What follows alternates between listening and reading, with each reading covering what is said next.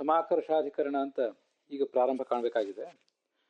ಆ ಸಮಾಕರ್ಷಾಧಿಕರಣದ ಸಾರ ಸಂಗ್ರಹವನ್ನು ಮಾಡುವಂಥ ಯಾವುದೇ ಶಬ್ದವನ್ನು ಆಚಾರ್ಯ ಹೇಳಲಿಲ್ಲ.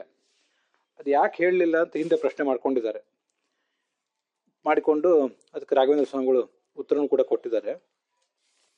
ಹಿಂದೆ ಕಾರಣತ್ವೇನ ಆಕಾಶಾಧಿಕರಣ ಅಂತ ಏನು ಬಂದಿದೆ, ಅದರ ಸಾರ ಸಂಗ್ರಹ ರೂಪವಾದದ್ದೇ ಈಗ ನಾವು ನೋಡ್ತಾ ಇರುವಂಥ ಈ ಸಮಾಕರ್ಷಾಧಿಕರಣ.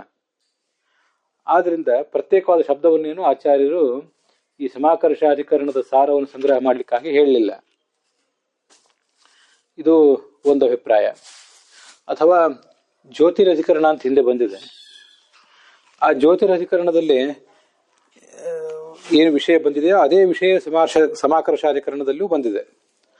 ಸಕಲ ಶಬ್ದಗಳಿಂದಲೂ ಭಗವಂತ ವಾಚ್ಯ ಅಂತ ಬಂದಿದೆ. ಆದ್ರಿಂದ ಬೇರೆ ಶಬ್ದವನ್ನು ಆಚಾರ್ಯ ಹೇಳಲಿಲ್ಲ ಅಂತ ಇಷ್ಟೆರಡು ಸಮಾಧಾನಗಳನ್ನು ಹೇಳಿದ್ದಾರೆ. ಇನ್ನ ಈ ಸಮಾಕರ್ಷಾಧಿಕರಣ ಮೂಲ ಬ್ರಹ್ಮಸೂತ್ರ ಭಾಷ್ಯದಲ್ಲಿ ಆದರೂ ಬಂದಿದೆಯಲ್ಲ, ಅದರ ತಾತ್ಪರ್ಯ ಏನು, ಅದು ಯಾಕಾಗಿ ಆ ಅಧಿಕರಣ ಹೊರಟಿದೆ ಅಂತ ಅನ್ನೋದನ್ನ ಈಗ ನೋಡಬೇಕು. ಯದುಕ್ತಂ ಜ್ಯೋತಿರ್ನಯೇ ಸರ್ವಶಬ್ದಾನಾಂ ವಿಷ್ಣು ಮುಖ್ಯತ್ವಂ. ಹಿಂದೆ ಜ್ಯೋತಿರಧಿಕರಣದಲ್ಲಿ ನೀವು ಎಲ್ಲಾ ಶಬ್ದಗಳು ಕೂಡ ವಿಷ್ಣುವಿನಲ್ಲಿ ಮುಖ್ಯವಾಗಿ ಪ್ರವೃತ್ತ ಆಗ್ತವೆ ಅಂತ ಹೇಳಿದಿರಿ. ಅದರಂತೆ ಅನ್ಯತ್ರಾಪಿ ಮುಖ್ಯತ್ವ, ವಿಷ್ಣುವಿನಲ್ಲಿ ಮಾತ್ರ ಅವು ಮುಖ್ಯವಾಗಿರುವುದಲ್ಲ, ಬೇರೆ ಕಡೆನೂ ಕೂಡ ಅವು ಮುಖ್ಯವಾಗಿಯೇ ಆಗಿವೆ. ಅದನ್ನು ನೀವು ಪ್ರತಿಪಾದನೆ ಮಾಡಿದ್ದೀರಿ. ಬೇರೆ ಕಡೆನೂ ಕೂಡ ಅವು ಮುಖ್ಯವಾಗಿ ಪ್ರವೃತ್ತ ಆಗಿರುವುದರಿಂದಲೇನೆ ಯಾವುದೇ ಕರ್ಮಾದಿಗಳಿಗೆ ಲೋಪ ಇಲ್ಲ. ಜ್ಯೋತಿಷ್ಠೋಮ ಮೊದಲಾದ ಯಾಗಗಳನ್ನು ಪ್ರತಿಪಾದನೆ ಮಾಡುವ ವಾಕ್ಯಗಳು, ಕಾಲ ಮೊದಲಾದವುಗಳನ್ನು ಪ್ರತಿಪಾದನೆ ಮಾಡತಕ್ಕಂಥ ವಾಕ್ಯಗಳು, ಇವೆಲ್ಲದಕ್ಕೂ ಕೂಡ ತಮ್ಮ ತಮ್ಮ ಅರ್ಥದಲ್ಲಿ ತಾತ್ಪರ್ಯ ಇದ್ದೇ ಇದೆ. ಕಾಲ, ಕರ್ಮ, ಅದರ ಫಲ ಇತ್ಯಾದಿಗಳನ್ನು ಹೇಳುವುದರಲ್ಲಿ ಅವುಗಳಿಗೆ ತಾತ್ಪರ್ಯ ಇದ್ದೇ ಇದೆ ಅನ್ನೋದನ್ನ ಈ ಹಿಂದೆ ನೀವು ತೋರಿಸಿಕೊಟ್ಟಿದ್ದೀರಿ. ಸಕಲ ಶಬ್ದಗಳು ಒಂದು ವೇಳೆ ಕೇವಲ ವಿಷ್ಣುವನ್ನು ಮಾತ್ರ ಹೇಳುವಂತಾಗಿದ್ರೆ ಆವಾಗ ಕರ್ಮವನ್ನು ಮಾಡಬೇಕು ಅಂತ ಗೊತ್ತಾಗೋದು ಹೇಗೆ ಮನುಷ್ಯನಿಗೆ, ಸಾಧಕನಿಗೆ? ಕೇವಲ ವಿಷ್ಣುವಿನ ಸ್ತೋತ್ರವನ್ನು ಮಾತ್ರ ಮಾಡಬೇಕು ಅಂತ ಆಯಿತು ಪ್ರತಿಯೊಂದು ವಾಕ್ಯದಿಂದಲೂ. ಕರ್ಮವನ್ನು ಮಾಡಬೇಕು, ಯಾವ ಕಾಲದಲ್ಲಿ ಮಾಡಬೇಕು ಅನ್ನೋದನ್ನು ಹೇಳಲಿಕ್ಕೆ ಯಾವುದೇ ವಾಕ್ಯವೇ ಇಲ್ಲದಂತಾಗಿಬಿಟ್ಟು ಕರ್ಮಾದಿಗಳೇ ಲುಪ್ತ ಆಗಿಬಿಡ್ತಿತ್ತು. ಅಂಥ ಪ್ರಸಂಗ ಇತ್ತು. ಆದರೆ ನೀವು ಅದನ್ನು ತಪ್ಪಿಸಿದ್ದೀರಿ. ವಿಷ್ಣುವಿನಲ್ಲಿ ಮುಖ್ಯವಾಗಿರುವಂತೆ ಬೇರೆ ಕಡೆನೂ ಅವು ಮುಖ್ಯವಾಗಿವೆ ಅಂತ. ಆದ್ರಿಂದ ಕರ್ಮಾದಿಗಳ ಲೋಪ ಇಲ್ಲ. ನ ಕರ್ಮಾದಿ ಲೋಪ. ವಿಷ್ಣುವು ಶಬ್ದಾನಾಂ ವ್ಯುತ್ಪತ್ತ್ಯಯೋಗೋವ ನ. ಈ ಕಡೆ ಕರ್ಮಾದಿಗಳಿಗೆ ಲೋಪವೂ ಇಲ್ಲ, ಮತ್ತೆ ವಿಷ್ಣುವಿನಲ್ಲಿ ಅವುಗಳ ತಾತ್ಪರ್ಯವೂ ಕೂಡ ಲುಪ್ತ ಆಗೋದಿಲ್ಲ.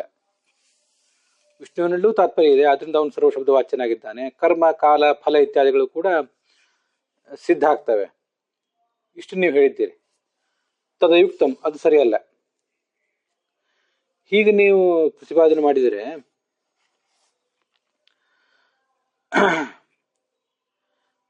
ಸರ್ವಶಬ್ದಗಳಿಂದಲೂ ವಿಷ್ಣುವೇ ಪ್ರತಿಪಾದ್ಯನಾಗಿದ್ದಾನೆ ಅಂತ ತತ್ವ ಸಮನ್ವಯಾತ್ ಅನ್ನೋ ಸೂತ್ರದಲ್ಲಿ ಹಿಂದೆ ಹೇಳಿದಿರಲ್ಲ, ಅದಕ್ಕೆ ಭಂಗ ಬರಬಹುದು. ಎಲ್ಲವೂ ಭಗವಂತನಲ್ಲೇ ಸಮನ್ವಿತ ಆಗಿದೆ.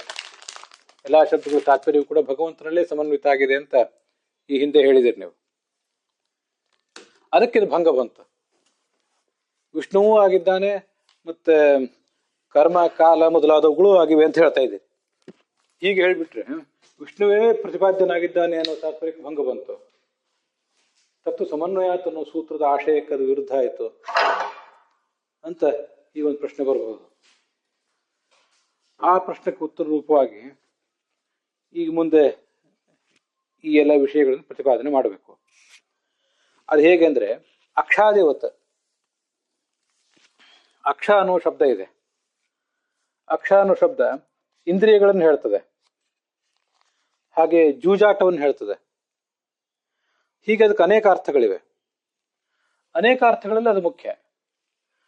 ಅಕ್ಷ ಅನ್ನೋ ಶಬ್ದಕ್ಕೆ ಜೂಜಾಟ ಅನ್ನೋ ಅರ್ಥ ಮುಖ್ಯವೋ ಅಥವಾ ಇಂದ್ರಿಯ ಅಂತ ಅರ್ಥ ಮುಖ್ಯವೋ ಅಂತ ಕೇಳಿದ್ರೆ ಎರಡೂ ಮುಖ್ಯ ಅಂತಾನೆ ಉತ್ತರ ಹೇಳ್ತಾರೆ ಶಬ್ದಶಾಸ್ತ್ರಜ್ಞರು. ಅದರಲ್ಲಿ ಯಾವುದೋ ಒಂದು ಅಮುಖ್ಯ ಮತ್ತೊಂದು ಮುಖ್ಯ ಅಂತ ಹೀಗಲ್ಲ, ಎಲ್ಲವೂ ಮುಖ್ಯವೇ ಆಗಿದೆ. ಅದರಂತೆ ಭಗವಂತನೂ ಮುಖ್ಯ ಮತ್ತೆ ಕಾಲಕರ್ಮಾದಿಗಳು ಮುಖ್ಯ ಅಂತ ಆಗಿಬಿಡ್ತಲ್ಲ. ಆದ್ರಿಂದ ಭಗವಂತನಲ್ಲೇ ಮಹಾ ತಾತ್ಪರ್ಯ ಅಂತ ಹಿಂದೆ ಏನು ಹೇಳಿದ್ದೀರಿ, ಆ ಮಹಾ ತಾತ್ಪರ್ಯವನ್ನು ಹೇಳುವ ಮಾತುಗಳಿಗೆ ಧಕ್ಕೆ ಬಂತು ಅಂತ ಈಗ ಒಂದು ಪ್ರಶ್ನೆ. ತತ್ತು ಸಮನ್ವಯಾತಿಥಿ ಸಮನ್ವಯ ಸೂತ್ರ ಉಕ್ತ ಅವಧಾರಣ ಅಯೋಗ. ತತ್ತು ಸಮನ್ವಯ ಅನ್ನೋ ಸೂತ್ರದಲ್ಲಿ ಅವಧಾರಣ ಹೇಳಿದಿರಿ ನೀವು, ಅವನಲ್ಲೇ ಸಮನ್ವಯ ಅಂತ. ಆ ಅವಧಾರಣಕ್ಕೆ ಧಕ್ಕೆ ಬಂತು ಅಂತ ಪ್ರಶ್ನೆ. ಇತ್ಯಾದಿ ಚೋದ್ಯ ನಿರಾಸಾಯ. ಈ ಒಂದು ಪ್ರಶ್ನೆಗೆ ಉತ್ತರ ರೂಪವಾಗಿ ಸಮಾಕರ್ಷಾದಿತಿ ಸೂತ್ರಾಷ್ಟಕಂ, ಸಮಾಕರ್ಷಾತ್ ಮೊದಲಾದ 8 ಸೂತ್ರಗಳು ಹೊರಟಿವೆ. ಈ ಸಮಾಕರ್ಷಾದ್ ಇತ್ಯಾದಿ ಸೂತ್ರ 8 ಸೂತ್ರಗಳನ್ನು ಒಳಗೊಂಡ ಸಮಾಕರ್ಷಾಧಿಕರಣ ಏನಿದೆ, ಅದರ ಅರ್ಥವನ್ನ ಪ್ರತಿಪಾದನೆ ಮಾಡಲಿಕ್ಕೆ ಈಗ ನಾವು ನೋಡ್ತಿರುವ ಅನುಭಾಷ್ಯದ ಭಾಗದಲ್ಲಿ ಯಾವುದೇ ಶಬ್ದ ಇಲ್ಲ. ಅವಾಂತರಂ ಕಾರಣಂಚ ಪ್ರಕೃತಿ ಶೂನ್ಯಮೇವಚ, ಇಲ್ಲಿ ಯಾವುದೂ ಇಲ್ಲದೆ ಇರಬಹುದು. ಆದರೆ ಹಿಂದೆ ಕರ್ಮವಾಚ್ಯೈಶ್ಚ ಅವ್ಯಕ್ತ ಕರ್ಮವಾಚ್ಯೈಶ್ಚ ವಾಚ್ಯ ಏಕೋಮಿತಾತ್ಮಕ, ಹಿಂದಿನ 7ನೇ ಶ್ಲೋಕದಲ್ಲಿ ಅದರ ತಸ್ಯಾಪ್ಯರ್ಥ, ಈ ಸಮಾಕರ್ಷಾಧಿಕರಣದ ಸಾರವನ್ನು ಅಲ್ಲಿ ಸ್ವೀಕಾರ ಮಾಡಿದ್ದಾರೆ. ಮತ್ತೆ ಅಲ್ಲಿ ಇನ್ನೊಂದು ಅಧಿಕರಣ, ಅದಕ್ಕೆ ಸಂಬಂಧಪಟ್ಟ ಹಿಂದಿನ ಅಧಿಕರಣ ಏನಿದೆ ಅದನ್ನೂ ಸಮರ್ಥನೆ ಮಾಡಿದ್ದಾರೆ. ಅದರಿಂದ ಕರ್ಮವಾಚ್ಯೈಶ್ಚ ವಾಚ್ಯ ಅಂತ ಏನು ಶಬ್ದ ಇದೆ, ಇದರಿಂದ ಸಮಾಕರ್ಷಾಧಿಕರಣದ ಸಾರವನ್ನು ಸಂಗ್ರಹ ಮಾಡ್ತಿದೆ ಅಂತ ತಿಳ್ಕೋಬಹುದು. ಹಾಗೇನೆ ಹಿಂದೆ ಬಂದಿರುವಂತಹ ಅಲ್ಲಿ ಅಧಿಕರಣ ಏನಿದೆಯಲ್ಲ, ಆ ಅಧಿಕರಣದ ಸಾರವನ್ನು ಅದು ಸಂಗ್ರಹ ಮಾಡ್ತಿದೆ ಅಂತ ತಿಳ್ಕೋಬಹುದು. ಅದರಿಂದ 2 ತಾತ್ಪರ್ಯಗಳು, ಕರ್ಮವಾಚ್ಯೈಶ್ಚ ವಾಚ್ಯ ಅನ್ನುವ ಭಾಗಕ್ಕೆ 2 ಅಧಿಕರಣಗಳ ಸಾರವನ್ನ ಸಂಗ್ರಹಿಸುವ ತಾತ್ಪರ್ಯ ಇದೆ ಅಂತ ತಿಳಿಯಬಹುದು. ತಸ್ಯಾಪಿ ಅಂತ ಅದಕ್ಕೆ ಹೇಳಿರೋದು.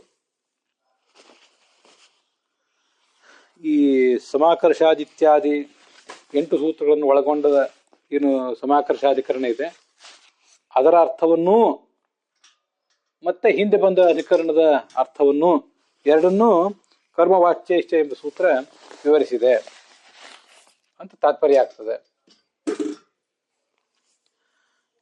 ಕರ್ಮವಾಚ್ಯೈಶ್ಚ ವಾಚ್ಯ ಇತಿ.